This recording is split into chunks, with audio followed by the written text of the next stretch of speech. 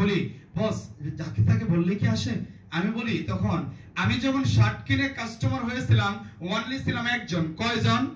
একজন। আমাদের এই প্ল্যানটা সিস্টেমটা তথ্য দিয়েছিলাম 20 জনকে, গাড়তেরা রক্তেরা পণ্ডিত পেয়েছিলাম 14 জন। তাহলে আমার সাথে বিজনেসটা শুরু করেছিল মাত্র 6 জন। এই 6 জনকে সুযোগ দেওয়ার মাধ্যমে বর্তমানে আমার টিমে সারা বাংলাদেশের 73,000 প্লাস আইডিয়া আছে আমার টিমে। কত হাজার প্লাস? 73,000। তো আমি আপনাদের মাঝে জাস্ট হলো এটা আগে থেকে আমার একটা প্রস্তুতি ছিল, একটা কবিতার মতো ছোট্ট আকার এটা আমি প্রকাশ করব। আমরা কি শুনতে চাই? যদিও বা এই কবিতা আগে থেকে আমরা প্র্যাকটিস করেছি কয়েকবার, আজকে এই জায়গায় আমি বলবো। ধন্যবাদ সকলকে।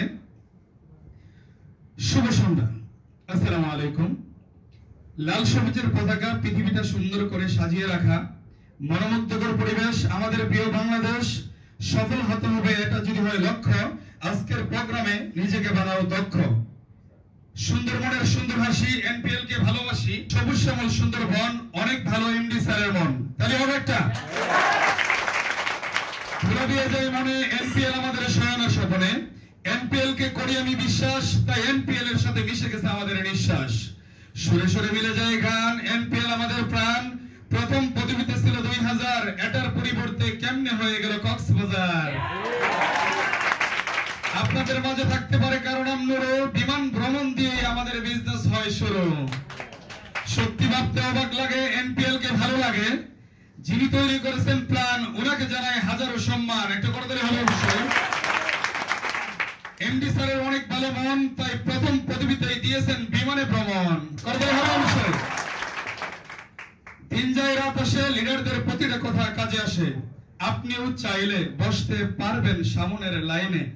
সহজ প্ল্যানে সহজ কাজ, সিদ্ধান্ত নিতে হবে আজ, সফল হওয়ার জন্য একসাথে মোরা চলি, প্রোগ্রামে বসে পরস্পর কথা না বলি। কিনি হব ধন্য এনপিএল এর পণ্য, রাত হলে আসবে আলো, আরএসএম সবাই অনেক ভালো।